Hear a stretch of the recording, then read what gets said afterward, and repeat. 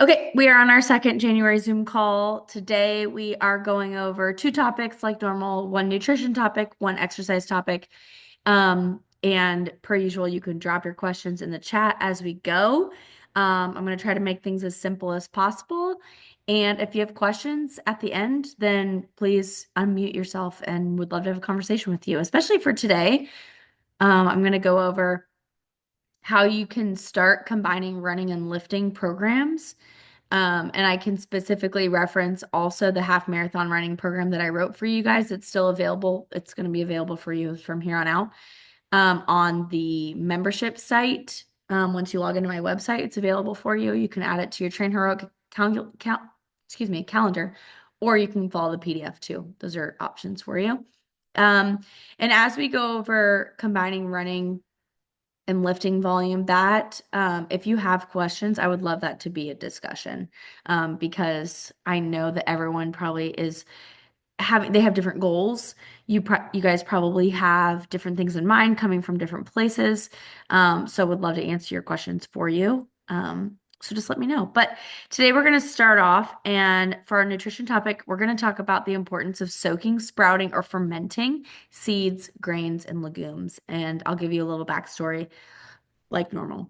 So when you look at the difference between fruits and vegetables, fruits obviously are pieces of edible a vegetation that comes from the flowering part of the plant. And then vegetables are everything else. So vegetables are seeds, stalks, stems, leaves, roots. I think that's everything that I can remember. Roots, stalks, seeds. Yeah. And so what happens with vegetables specifically is that the difference between plants and animals are plants can't run away if there's a threat, where animals can run away. We can get out of harm's way. But plants, because they're in the ground, they have to have other ways to defend themselves, and be able to defend their DNA, for example, and their reproductive systems, so that they can continue to live and propagate into more plants, without having to run away, because plants can't do that. They don't have the ability to do that. And so what happens is, a lot of times plants, specifically vegetables and vegetation, has the ability to, well, a lot of them have micronutrients in them and chemicals in them that kind of prevent animals from wanting to eat it. And a good example of that is, like, I think it's like, I don't know, like 90% of animals you can eat, whereas 90% of plants you cannot eat. So it's also kind of an interesting thing to think about when you're like being swayed on which way or another are just like edible. Obviously, we want to point towards animals mainly. But in that list of vegetation, seeds, stalks, leaves, roots, those kinds of things, they're going to contain these anti-nutrients that are going to try to protect the DNA of that plant. And so what happens is, seeds, being one part of those many types of vegetables, also includes things like legumes, because beans are technically seeds that are in pods, that contains the DNA portion of the plant. It also contains things like grains. Grains are seeds of a stalk of grain. And so when we think about what seeds are, let's also kind of expand to other, we're not just talking about flaxseed, we're not just talking about, chia seeds, which those are all seeds, obviously, but let's also talk about legumes. You can talk about corn kernels, corn specifically. You can talk about flour coming from grain. You can talk about quinoa and rice, right? All of those items are going to contain some form of anti-nutrients in them. And a great example of that is, you can't just eat a lot of these items. Most of these items you cannot eat raw. You're not going to eat raw rice. You're not going to eat raw flour or grain. You're not going to eat raw beans, right? All of those things are probably going to be a little harsh on your stomach. And what happens is, they go into your stomach, you start creating a lot of gas, and then you get belchy or you get tooty, right? All of those things kind of happen. And that is kind of one of the reasons why, beans are kind of known for making you gassy. It's because it has these anti-nutrients in it. And so the best way to prepare those foods is soak, sprout, or ferment them. And the reason why is because it kind of takes this outer casing of that seed and breaks it down, takes away those anti-nutrients, and then the center of the seed is more digestible, more bioavailable with its micronutrients. And you can just eat it a lot easier without having all of these symptoms from it. And so some examples are going to be the most basic thing that you can do for all of these items is going to be to rinse them. So think about rice, think about quinoa. You're going to want to rinse them at the very least. Or if you have time within, your backwards planning of cooking rice, it would be great to soak rice overnight. That would be the soaking aspect. Another example would be oatmeal. You're not going to eat raw oats, right? You're probably going to soak oatmeal before you eat it. Um, and so soaking is kind of an easy one. That's a very easy go-to thing that you can start with. Next step would be to sprout them. So that's like if you take quinoa and instead of just soaking it overnight for one night, now you're soaking it for several days and now you're sprouting that quinoa into a little bud, right? And then from there, it's even more digestible. Another example would be like if you buy Ezekiel bread, like in the frozen food section, it's always going to say like sprouted grains or any type of like, 12 grain bread. It's probably going to say sprouted grains. Sprouted grains are always going to be much easier for you to digest than just, other seeds and grains. Um, so that's an example, excuse me. And then the last example would be fermenting them. So that would be like sourdough bread is so much more digestible than an active yeast or a fast rising yeast bread that you would make at home here, or something that you would get from right off the shelf that would be harder to digest. So think about, if you want to really expand your kitchen a little bit and kind of take your cooking to the next level, the easiest thing would be like start rinsing your rice. That seems very simple and kind of doable. If you have even more time and you really are on your game, you would soak rice overnight. Same things with quinoa. Maybe you learn how to make sourdough bread. I know that feels a little intimidating at first, but that is something that's very doable. Maybe you start buying organic oats because if you're soaking the oats with the water and then you're eating that entire thing, then maybe you would really consider some good organic oats, which I don't know if you shop Azure, for one of the pickup sites, but Azure has really great organic oats. Um, and another thing is, when you look at traditional populations like around the world, all of these different cultures have their way of soaking, sprouting, or fermenting grains. It's pretty phenomenal. I actually had a client like a couple months ago, and she was in Mexico, and we would get on our like Google Meet phone calls and stuff, and I was talking about this concept, and she was like, "Oh my gosh." The following week, she came back and told me this story. She's in Mexico. And she went and told this information to her parents. And her parents, were telling her, like, oh my gosh, no, this is amazing. Like generations ago here in Mexico, when you would make tortillas, you would take corn and you would grind it down to make corn tortillas, but you would soak them in like this lime juice, and the lime juice would break down the tortillas, which is like amazing. It would break down the corn kernels and make it more bioavailable and digestible. But her parents said, we ditched that a long time ago for like conventional food. So even like real tortillas now are not made like how they used to be made. But I think that's just such a small testament across the world. They are somehow figuring out how to soak, sprout, or ferment grains. Different cultures have different ways of doing that. Asian cultures will probably rinse and soak their rice. Obviously, Mexican cultures traditionally will soak their maize, or they'll soak their corn for their corn tortillas in like this lime juice. And so there's just different ways to do this. And so I'm going to drop a URL in the chat. This is just one example of of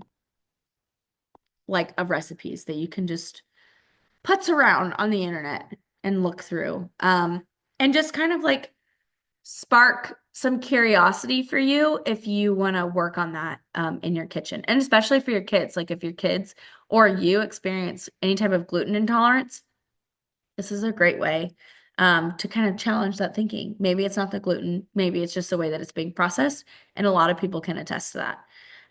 Do you guys have any questions about this or have any experience in this? You guys are some crunchy ladies, so I know you guys are probably soaking, sprouting, or fermenting something in your kitchen. So I would love to know what you guys are doing. This week, I'm hoping to make my sauerkraut, which is obviously fermenting cabbage, which is not a grain, but I'm curious. You can also unmute yourself too, because there's not that many people today. If you have anything you want to add to that. I do sourdough. You do I like got sourdough? to the point. Yeah, yeah, I got way into sourdough. Um, to the point where I was selling it. I had a little bakery going on. It What? was amazing. Yeah. So Do you if currently you have have a sourdough micro questions, bakery? Do you still have it? I did, but now I'm going overseas. So Oh yeah. yeah, sadly I had to like tell people I was done for but I did it all last year. I started in like February for my friends and they were like, "Oh my gosh, you should sell this." So I did. I did a couple markets. It was great. So sourdough questions all day. I love it. That's amazing. Do you have one of those like home like bread ovens? Do you have like one of those big No, things? Okay. I didn't get to that point yet. Because I once I got into the markets, then it was pretty much like I found out I was leaving. So yeah, I didn't invest too much, but I was like open baking multiple loaves at a time in my home oven. But yeah, That's amazing. That's awesome. Like my little phrase for myself is like living simple, learning skills. Like it's such a stupid little phrase I give myself. But that's like really what I try to do. It's like I really love learning skills. So I learned sourdough, so now I'm doing sauerkraut. Ashley, you asked, what are you fermenting your cabbage in? I want to try it with whey. Okay, that's so funny you bring up whey because this is not something that I have tackled yet because I've made my own homemade yogurt. And obviously, if you strain your yogurt out, then you get the whey. And I have not used the whey for anything. So if you have ideas, put it in the chat for me or just unmute yourself. I'm fine with that too. Um, I have not used the whey, honestly, yet. And it makes me sad to throw it away or I give it to my dog, which she loves.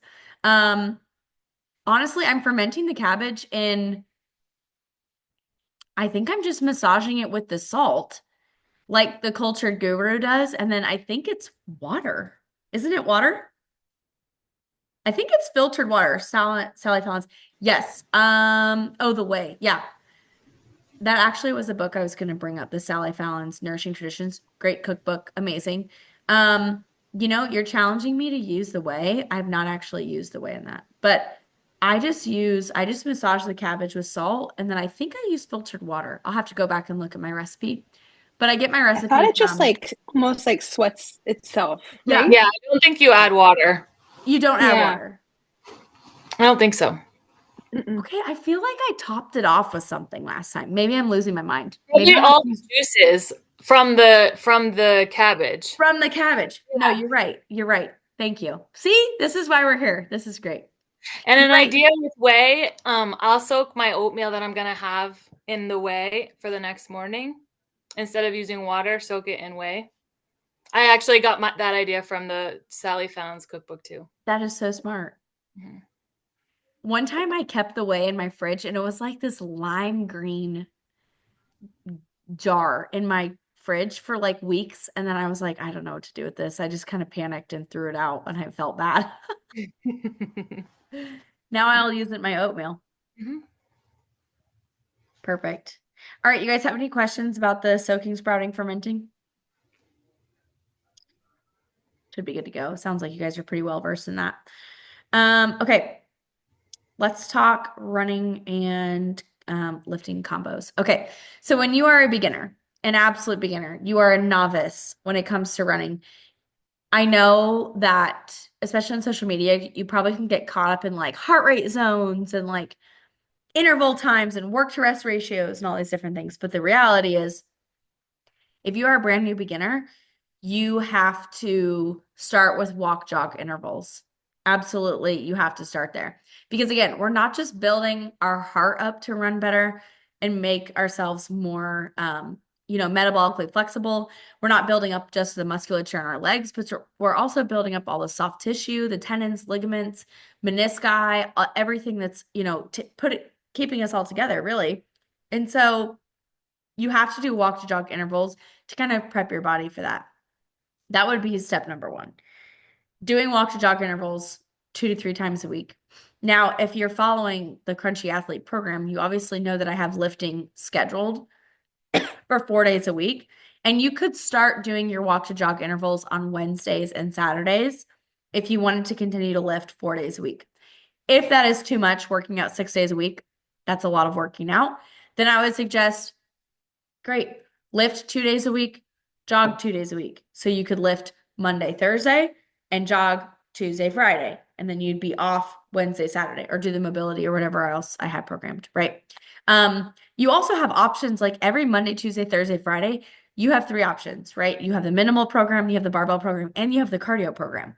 And so what I say is, if you want to continue to lift, but bop down to the cardio section, then do the meat and potatoes of the lifting portion, do the main lift, do the squats for the day, and then bop down to the cardio section and go from there. That's perfectly fine. And so once you conquer walk to jog intervals, then you can conquer jogging 2 days a week. And then eventually I like the sliding scale of 4 and 2. So in a perfect world, if my priority was lifting, then I would be lifting 4 days a week, running 2 days a week. But if my priority is switch and I'm training for a race, then I'm running 4 days a week and I'm lifting 2 days a week. That would be like perfect. Obviously, you can trim from there. What do I say all the time? It's not all or nothing. If you live in an all or nothing mindset on food, on exercise, on anything, you are believing a lie that you can be perfect and you're setting yourself up for failure. You absolutely are. You have to conquer one day at a time. Okay. So ditch the all or nothing mindset when it comes to running, starting a new program, lifting, all that. You have to get out of that. So that's kind of the shift that I do, 2 and 4, and then I kind of shift over to 4 and 2 in regards to walking. I'm sorry, in regards to lifting and jogging.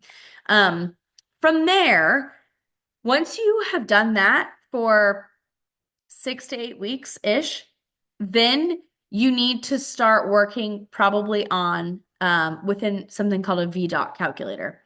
Now, the VDot calculator is, I will actually share my screen here.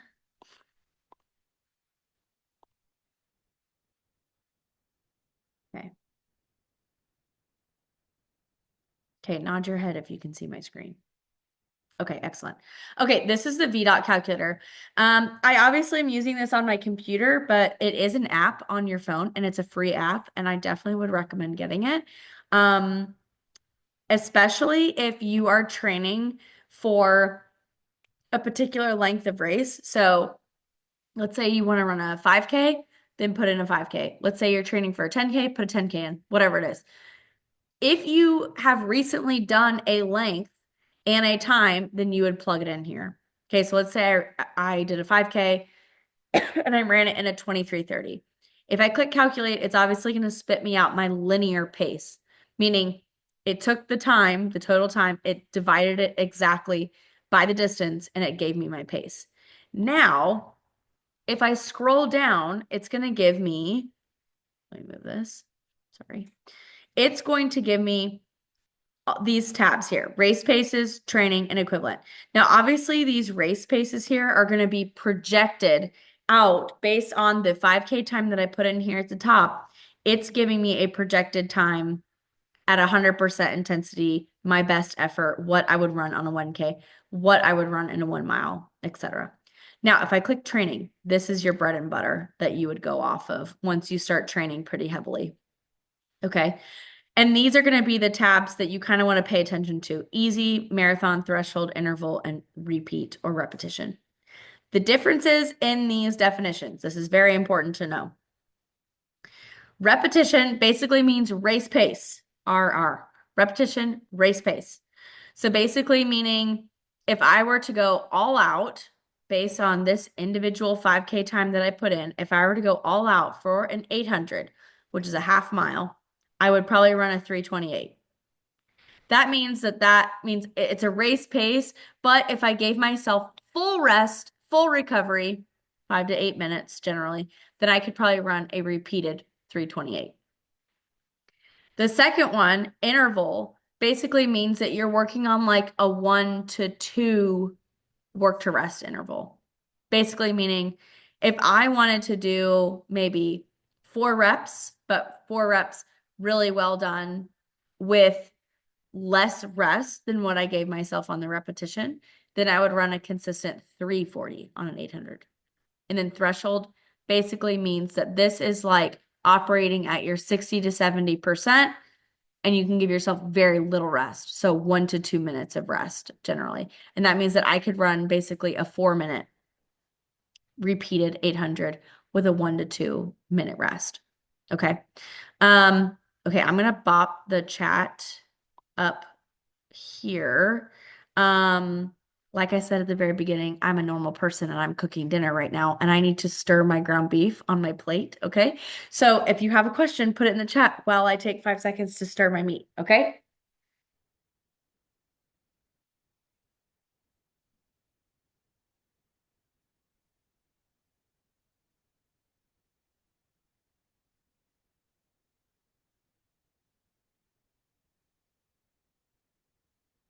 Okay. Oh, no questions. Okay. You guys are just on the I ball think today, I need to apparently. see it. I think I might need to see it like again because that may have just gone over my head a little bit. Okay. Do you Do you want mind me to go? going through it with a 10K since that's what I'm running and that way I can see you do it Yes. again? I love the discussion. Okay, so let's Thank you. calculate your times here. So I'll put in a 10K. What do you think? Well, if you were to run a 10K today, what would you run it in? Oh gosh, I have no idea. What did I do the 5K in last year? Six I did the miles. 5K last May and I'm trying to remember what that was. And I would double that, right? Ish. Generally, I mean, are you running like 10-minute miles? Are you running 8-minute miles, 12-minute miles? Like 8 minute miles. Okay, so 8 times 6 is 48. Hmm. Is that right? Okay, so let's just put 48 in. Calculate. So your linear pace would be, oh, I guess we're kind of, let's go 52. Okay, let's just do that. Projecting about a 52 would put you at a linear pace of 822. Do you get what I'm saying when I say linear pace? Like what your pace would be over the course of the entire 10K? Yes, and it's Generally, literally meaning that if you it would be like 822, 822, 822, 822. if I Whereas didn't like change speed are or people anything. actually running their races like that? No, it's literally their pace is going to be like all over the place, okay? But I click calculate, I pull down here, and then let me like highlight a couple other things. Maybe that's helpful. So do you see where I highlight here? Type Hmm. 400, 300, 200. Then here, Hmm. 12, 8, and 6. So let's say your training program, your running program has, let's say 400-meter repeats, quarter mile repeats. Okay. And let's say quarter mile repeats at, threshold or interval pace. That basically means that you should run a 156 at a threshold or interval work to rest cycle. Basically meaning that it's a 1 to 2 minute rest generally. Generally. Technically, there's not a threshold tab here down on these lower intervals, but I kind of combine them. So basically, Melissa, if you had 400-meter repeats at threshold or interval pace, you would run a 156 with a 1 to 2 minute rest 8 to 10 times. Okay. Does that make sense? Yeah. Do you need me to give For you another training. example? Um, so it doesn't matter how many times that you're running it. It's just saying, So you will obviously do more reps as you get more fit, but generally speaking, if you're doing fast reps, if you're doing all out sprints, 100% intensity, you're only doing maybe 3 to 5 of them. right. Threshold intervals, you're kind of starting with like 6 and working your way up to 12. Okay. Does that make sense? So how are you changing your amounts of like the distance? So how often are you doing that? And then do you move up into um like the 1200 and then 1 mile? Great question. So when you're a brand new beginner, I say you're always thinking about intensity. If you're a beginner, you are not ready for the intensity, the all-out bout sprinting quite yet. You probably need to rein the intensity back a little bit. And so I like to start with threshold repeats. So I would Okay. say start with threshold repeats because the intensity is lower. See how the pace is 156 is much slower than a 142, obviously. And I would start with about 2-minute rest. And I would do 6 of them, generally 4 to 6 of them. But the reason why is because I'm thinking about the total volume of the day. I know, Alyssa, you can probably run for a mile and a half total. Um, and so a bout of a 400, also a quarter mile, is a very achievable amount of distance. To do 800-meter repeats or 800-meter threshold repeats, that is a really long bout. And for a beginner, a new beginner runner, that a half a mile is probably going to be too long. So if you're Yeah. experienced, then I would do 800s and work your way up to 12s. And then eventually you're probably going to do mile repeats, but those are pretty hard. If you're a brand new beginner, you would start with walk to jog. And then eventually, if you want to go into threshold repeats, you would go into the quarter mile, the 400-meter threshold repeats with a 1 to 2 minute rest because it's an achievable amount of time that you can probably run at that point. Okay. Does that make sense? Got it. Yes. Thank you for doing that. No problem. Um, Okay, more questions on this. I'm just going to keep probably answering questions from here on out. I have about 12 minutes left until Zoom kicks me off. What I'm also probably going to do is I'm going to stop sharing my screen really quick. And then, oh, I see your question, Tavia. For beginners, do you recommend 2-2-3-1 walk run intervals, or does it not really matter? Honestly, for beginners, it doesn't matter. I say if you can start jogging, like you can start as low as 15 seconds. Every minute on the minute, jog for 15 seconds. So basically, that would be a 1 to 4. You would be jogging for 15 seconds, walking, or I'm sorry, 1 to 3, really. And then walking 45 seconds, so every minute. And then you would bump that up to 30 seconds.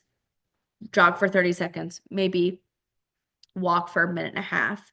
And then you would pull that out. Maybe jog for a minute, walk for 3 minutes.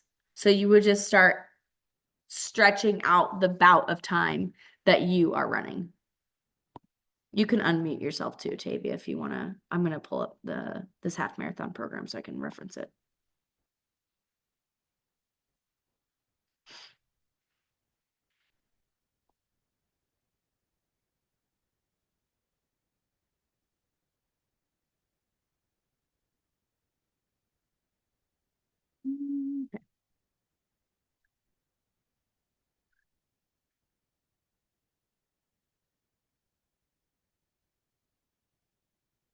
Okay, can we see this?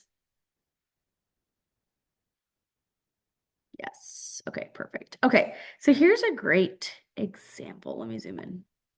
Oh, there we go. Okay, yeah, we have 10 minutes. We can do this. Okay, here's your half marathon program.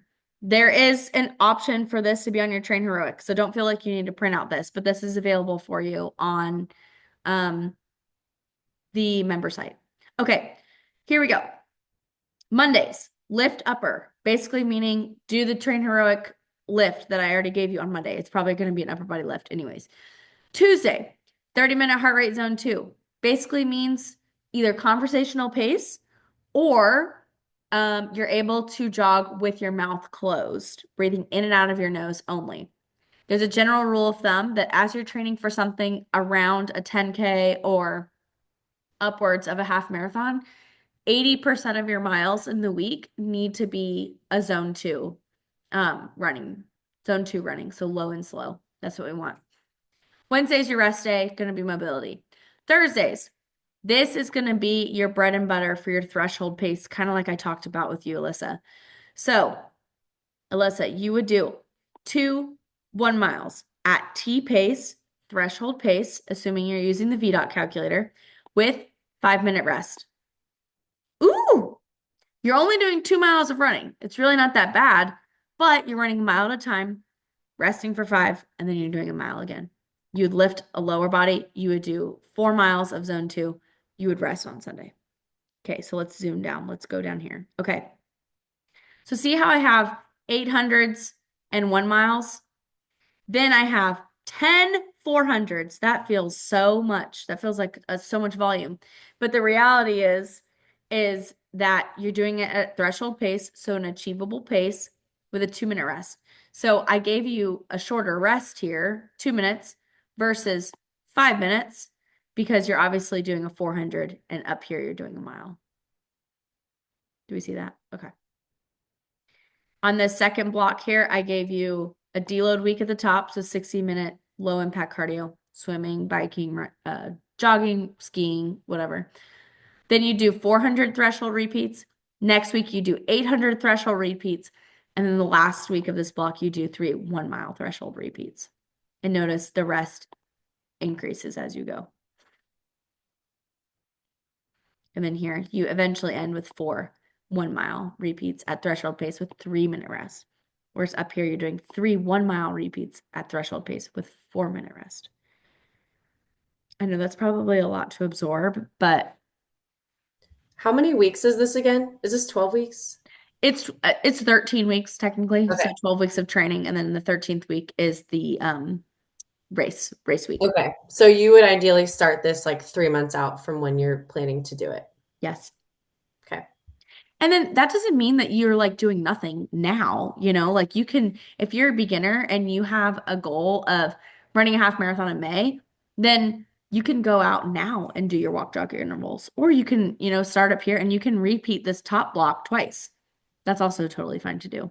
I also did give you definitions on the second page, and I gave you a warm up and cool down, more notes. And then if you're for some reason like not accessing the train heroic lift, then I give you a general like upper body lift, general lower body lift. So it's pretty expansive. But again, all of these notes are on train heroic. So if you're already using the app, I probably would recommend the app over the PDF unless you like just really love PDF.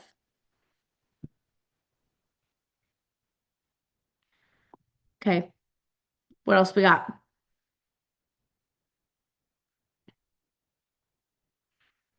Um, is there, I know at one point we did like a 5K last year. Is Yes. there is there a way to modify this for a 5K? I was trying to like look for the old program, but I think when you switched it got erased.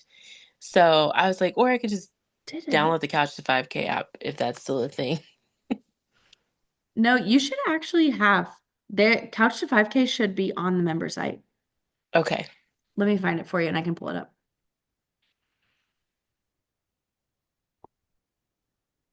I will double check that today. Can you see Okay. this? Yes. Okay. Oh, okay, I see it. Yeah, yeah. It should be on your member site.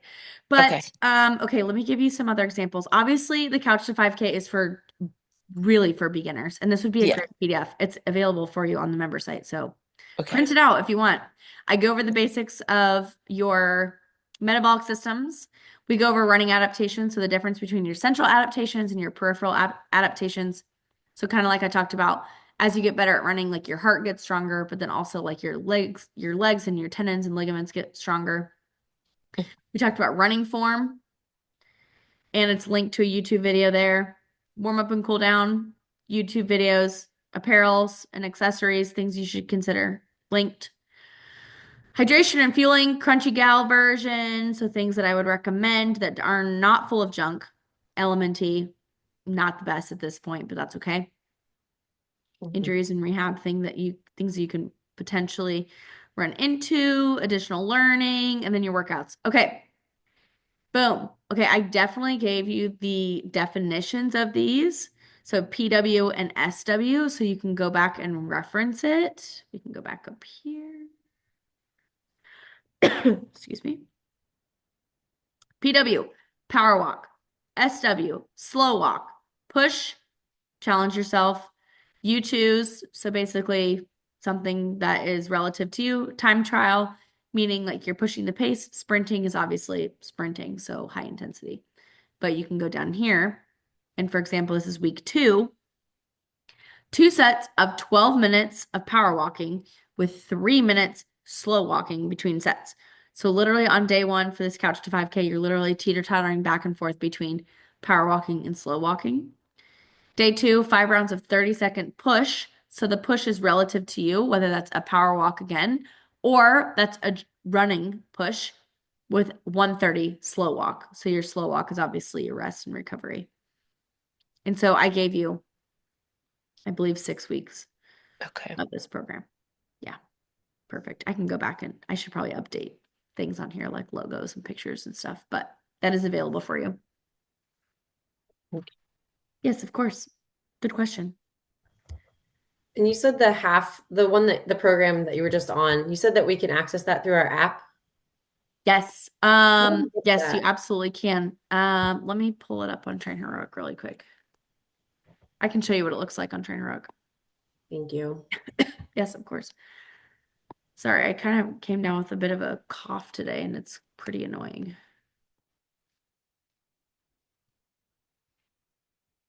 I just forgot my password. There we go. Okay.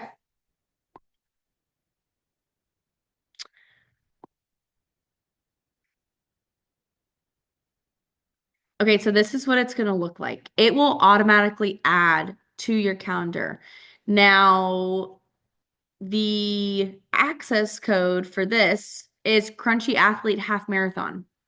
You literally go on your Train Heroic app, you go to My Training, click access code, and you type in Crunchy Athlete Half Marathon, and the program will literally populate onto your calendar for you. And this is what it looks like. So, for example, I have your recovery on the Sunday. You have your 30-minute heart rate zone 2 with your warm-ups and cooldowns, videos linked. You have your track intervals, 800s at threshold pace with 3 minutes with the notes on there. Sunday surveys. It has everything on there. It's amazing.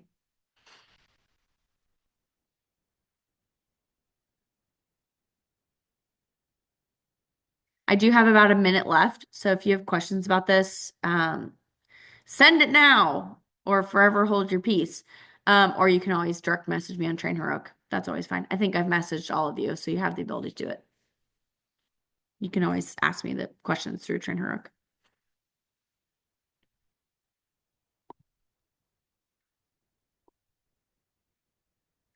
Okay, any other questions?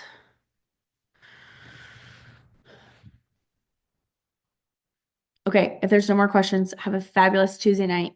Per usual, thank you for staying involved. I appreciate you all. Stephanie, have fun in the good old East Africa.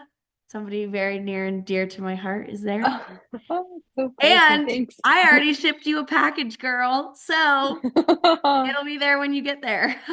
Nice. Thank you. Happy to No be problem. here. Thanks for having me. Yes, of course. Have a great night. Thank you, Bye. Kelsey. Bye. Have a good night. Bye.